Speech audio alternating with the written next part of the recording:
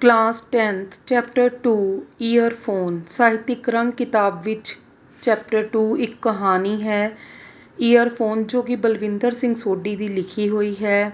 ਇਹ ਕਹਾਣੀ ਈਅਰਫੋਨ ਸਮਾਜ ਨੂੰ ਇੱਕ ਬਹੁਤ ਵੱਡਾ ਸੁਨੇਹਾ ਦਿੰਦੀ ਹੈ ਕਿ ਕਿਸੇ ਵੀ ਵਸਤੂ ਦੀ ਲੋੜ ਤੋਂ ਵਧੇਰੇ ਵਰਤੋਂ ਕਰਨੀ ਕਿੰਨੀ ਨੁਕਸਾਨਦਾਇਕ ਅਤੇ ਜਾਨਲੇਵਾ ਹੋ ਸਕਦੀ ਹੈ। ਲਾਪਰਵਾਹ ਮੀਨਾਕਸ਼ੀ ਕਹਾਣੀ ਦਾ ਆਰੰਭ ਇੱਕ ਅਜਿਹੇ ਘਰ ਤੋਂ ਹੁੰਦਾ ਹੈ ਜਿੱਥੇ ਮੀਨਾਕਸ਼ੀ ਦੀ 12ਵੀਂ ਕਲਾਸ ਵਿੱਚ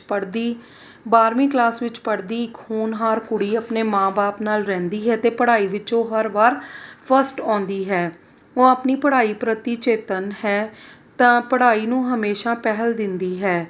ਇਸ ਲਈ ਉਸ ਦੇ ਮਾਂ-ਬਾਪ ਬੇਹੱਦ ਖੁਸ਼ ਹਨ, ਪਰ ਉਸ ਦੀ ਇੱਕ ਆਦਤ ਜੋ ਉਸ ਨੂੰ ਦੁਖੀ ਕਰਦੀ ਹੈ ਉਹ ਹੈ ਲੰਮੇ ਸਮੇਂ ਤੱਕ ਈਅਰਫੋਨ ਲਗਾ ਕੇ ਗਾਣੇ ਸੁਣਦੇ ਰਹਿਣਾ।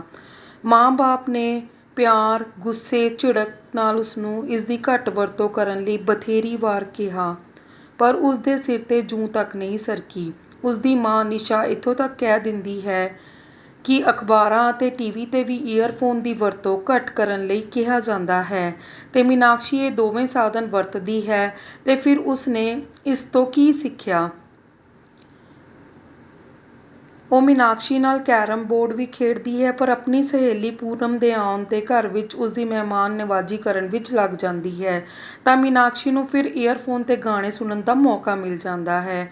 ਉਸਦੇ ਪਾਪਾ ਜਦੋਂ ਘਰ ਆਉਂਦੇ ਹਨ ਤਾਂ ਉਸਨੂੰ ਕੁਝ ਪਤਾ ਨਹੀਂ ਲੱਗਦਾ। ਉਹ ਪਾਪਾ ਤੋਂ ਇਸ ਲਈ ਮਾਫ਼ੀ ਮੰਗਦੀ ਹੈ ਤਾਂ ਪਾਪਾ ਵੀ ਬੜੇ ਪਿਆਰ ਨਾਲ ਮੀਨਾਕਸ਼ੀ ਨੂੰ ਸਮਝਾਉਂਦੇ ਹੋਏ ਕਹਿੰਦੇ ਨੇ ਕਿ ਜ਼ਿਆਦਾ ਈਅਰਫੋਨ ਸੁਣਨ ਨਾਲ ਉਸਦੀ ਸੁਣਨ ਸ਼ਕਤੀ ਘੱਟ ਜਾਵੇਗੀ ਤੇ ਉਹ ਉਸ ਤੋਂ ਵਾਅਦਾ ਮੰਗਦੇ ਹਨ ਕਿ ਉਹ ਅੱਗੇ ਤੋਂ ਧਿਆਨ ਰੱਖੇਗੀ ਕਿ ਉਸਨੇ ਈਅਰਫੋਨ ਦੇ ਨਾਲ ਆਪਣੀ ਸੁਣਨ ਸ਼ਕਤੀ ਦਾ ਵੀ ਧਿਆਨ ਰੱਖਣਾ ਹੈ ਤੇ ਅੱਗੇ ਤੋਂ ਧਿਆਨ ਰੱਖੇਗੀ। ਪਰ ਪਰਨਾਲਾ ਫਿਰ ਉੱਥੇ ਦਾ ਉੱਥੇ ਹੀ ਰਹਿੰਦਾ ਹੈ। ਮੀਨਾਕਸ਼ੀ ਉੱਪਰ ਕੋਈ ਅਸਰ ਨਹੀਂ ਹੁੰਦਾ। ਮੀਨਾਕਸ਼ੀ ਆਪਣੇ ਇਮਤਿਹਾਨਾਂ ਤੋਂ ਬਾਅਦ ਆਪਣੀ ਭੂਆ ਦੇ ਘਰ ਚਲੀ ਜਾਂਦੀ ਹੈ ਜਿੱਥੇ ਉਸਨੂੰ ਕੋਈ ਰੋਕਣ ਟੋਕਣ ਵਾਲਾ ਨਹੀਂ ਹੁੰਦਾ ਤੇ ਉਹ ਲੰਮੇ ਸਮੇਂ ਦੇ ਲਈ ਉੱਥੇ ਰਹਿੰਦੀ ਹੈ ਤੇ ਈਅਰਫੋਨ ਸੁਣਦੀ ਰਹਿੰਦੀ ਹੈ। ਭੂਆ ਟੋਕਦੀ ਤਾਂ ਹੈ ਪਰ ਉਸ ਦੇ ਉੱਤੇ ਕੋਈ ਅਸਰ ਨਹੀਂ ਹੁੰਦਾ।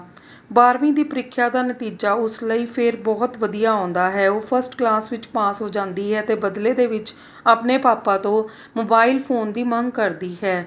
ਮੀਨਾਕਸ਼ੀ ਇਹ ਵਾਅਦਾ ਵੀ ਕਰਦੀ ਹੈ ਕਿ ਹੁਣ ਉਹ ਈਅਰਫੋਨ ਨਹੀਂ ਸੁਣੇਗੀ। ਉਸਦੇ ਪਾਪਾ ਉਸਨੂੰ ਨਵਾਂ ਮੋਬਾਈਲ ਫੋਨ ਲੈ ਕੇ ਦੇਣ ਲਈ ਰਾਜ਼ੀ ਹੋ ਜਾਂਦੇ ਹਨ।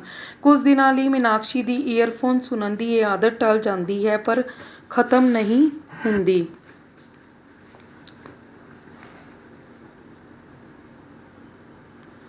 ਜਨਮ ਦਿਨ ਦੀ ਤਿਆਰੀ ਮੀਨਾਕਸ਼ੀ ਆਪਣੇ ਜਨਮ ਦਿਨ ਦੇ ਲਈ ਬਹੁਤ ਉਤਸੁਕ ਹੈ। ਉਹ ਆਪਣੀਆਂ ਸਾਰੀਆਂ ਸਹੇਲੀਆਂ ਨੂੰ ਪਾਰਟੀ 'ਤੇ ਘਰ ਬੁਲਾਉਣਾ ਚਾਹੁੰਦੀ ਹੈ। ਉਹ ਮੰਮੀ ਪਾਪਾ ਨੂੰ ਡਰਾਇੰਗ ਰੂਮ ਦੇ ਵਿੱਚ ਸੋਫਾਜ਼ ਕਵਰ ਅਤੇ ਹੋਰ ਸਜਾਵਟੀ ਸਮਾਨ ਲਿਆਉਣ ਦੇ ਲਈ ਮਨਾ ਲੈਂਦੀ ਹੈ ਕਿਉਂਕਿ ਉਸਨੇ ਆਪਣਾ ਜਨਮ ਦਿਨ ਸੈਲੀਬ੍ਰੇਟ ਕਰਨਾ ਹੈ।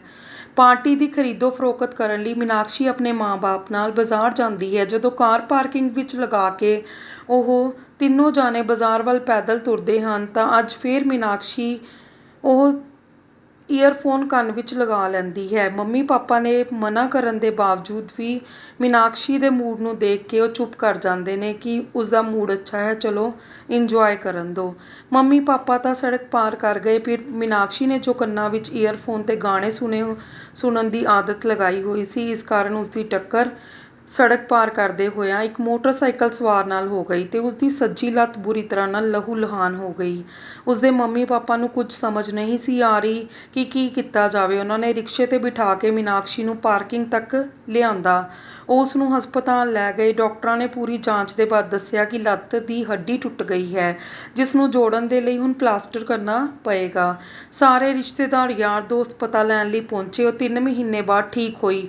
ਪਛਤਾਵਾ ਉਸਨੂੰ ਰਾਤਾਂ ਨੂੰ ਵੀ ਸੌਣ ਨਹੀਂ ਸੀ ਦਿੰਦਾ। ਕਹਾਣੀ ਦੇ ਅੰਤ ਵਿੱਚ ਮੀਨਾਕਸ਼ੀ ਨੇ ਆਪਣੇ ਮੰਮੀ ਪਾਪਾ ਤੋਂ ਭਰੇ ਮਨ ਨਾਲ, ਦੁਖੀ ਮਨ ਦੇ ਨਾਲ ਮਾਫ਼ੀ ਮੰਗੀ ਅਤੇ ਅੱਗੇ ਤੋਂ ਈਅਰਫੋਨ ਵਰਗੀ ਬਿਮਾਰੀ ਤੋਂ ਬਚਣ ਦੇ ਲਈ ਵਾਅਦਾ ਕਰਿਆ।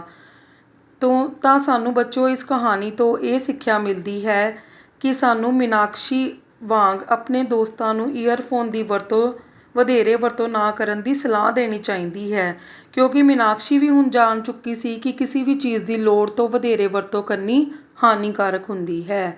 Thank you students.